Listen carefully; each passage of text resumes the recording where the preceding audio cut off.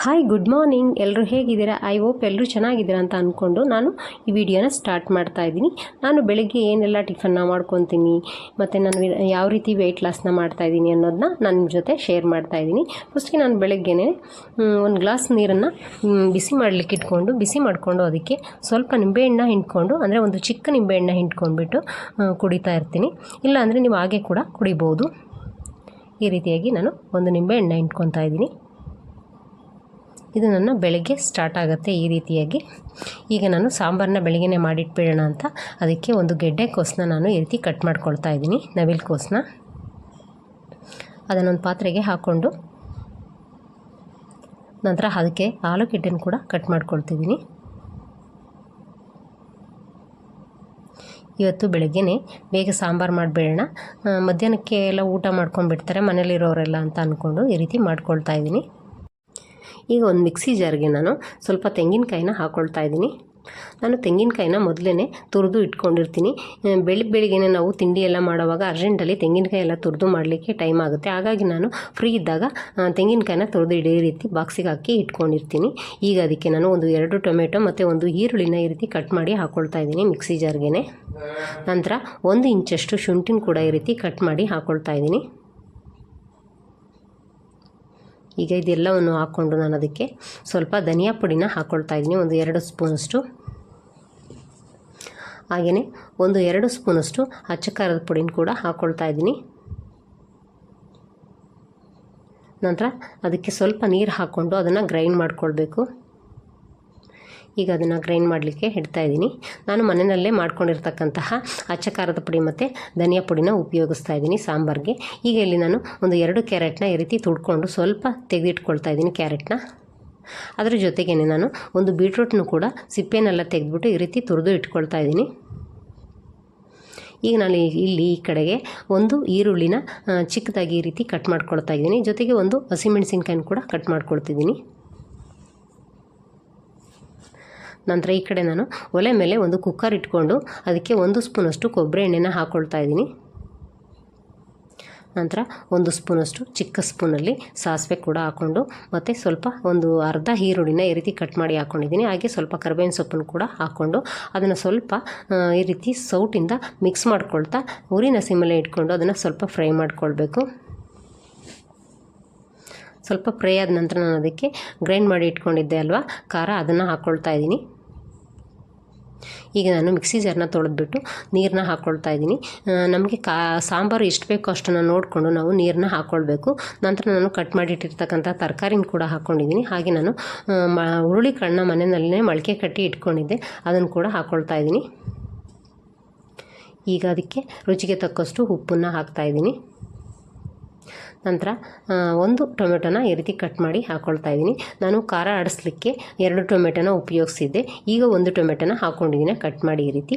ಈಗ ಅದನ್ನು ಮಿಕ್ಸ್ ಮಾಡಿಕೊಂಡು ಚೆನ್ನಾಗಿ ಒಂದು ಸತಿ ಈ ರೀತಿ ಮುಚ್ಚಳ ಮುಚ್ಚಿ ಒಂದು 4ರಿಂದ 5 ವಿಸಿಲ್ ಹಾಕಿಸ್ಕೊಂಡ್ರೆ ನಮ್ಮ ಮಡಕೆ ಹುರುಳಿಕಾಳಿನ ಸಾಂಬಾರು ರೆಡಿಯಾಗಿಬಿಡುತ್ತೆ. ಈ ರೆಸಿಪಿನ ನಾನು ನನ್ನ ರೆಸಿಪಿ ಚಾನಲ್ನಲ್ಲಿ ಹಾಕಿರ್ತೀನಿ, ನೀವು ಬೇಕು ಅಂದರೆ ಫ್ರೀ ಇದ್ದರೆ ಹೋಗಿ ಚೆಕ್ ಮಾಡ್ಕೊಳ್ಳಿ. ಈಗ ನಾನು ಈ ಕಡೆ ಗ್ಯಾಸ್ಗೆ ಅದನ್ನು ಕುಕ್ಕರ್ನ ಎತ್ತಿಟ್ಬಿಟ್ಟು ಒಂದು ಬಾಂಡೆ ಇಟ್ಕೊಂಡಿದ್ದೀನಿ ಚಿಕ್ಕದು. ಅದಕ್ಕೆ 1 ಸ್ಪೂನಷ್ಟು ಎಣ್ಣೆನ ಹಾಕ್ಕೊಂಡು ಒಂದು ಅರ್ಧ ಸ್ಪೂನಷ್ಟು ಸಾಸಿವೆ ಮತ್ತು ಒಂದು ಅರ್ಧ ಹಿಡಿಯಷ್ಟು ಕಡಲೆ ಬೀಜನ ಹಾಕ್ಕೊಂಡು ಈ ರೀತಿ ಸ್ವಲ್ಪ ಫ್ರೈ ಮಾಡ್ಕೊಳ್ತಾ ಇದ್ದೀನಿ. ಕಡಲೆ ಬೀಜ ಚೆನ್ನಾಗಿ ಫ್ರೈ ಆಗಬೇಕು, ಅಲ್ಲಿವರೆಗೂ ನಾವು ಫ್ರೈ ಮಾಡ್ಕೊಳ್ಬೇಕು. ನಂತರ ಕಟ್ ಮಾಡಿ ಇಟ್ಕೊಂಡಿದ್ದೆ ಅಲ್ವಾ ಈರುಳ್ಳಿ ಮತ್ತು ಹಸಿಮೆಣಸಿನ್ಕಾಯಿನ ಹಾಕ್ಕೊಳ್ತಾ ಇದ್ದೀನಿ. ನಂತರ ಸ್ವಲ್ಪ ಕರಿಬೇವಿನ ಸೊಪ್ಪನ್ನು ಕೂಡ ಹಾಕ್ಕೊಳ್ತಿದ್ದೀನಿ.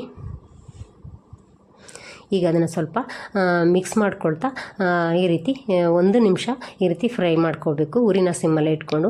ತುಂಬ ಬೇಯಿಸೋಕ್ಕಂತಹ ಅವಶ್ಯಕತೆ ಇರೋದಿಲ್ಲ. ನಾನಿಲ್ಲಿ ನನ್ನ ವೆಯ್ಟ್ ಲಾಸ್ ಸಲಾಡ್ನ ನಾನು ಮಾಡ್ಕೊಳ್ತಾ ಇದ್ದೀನಿ.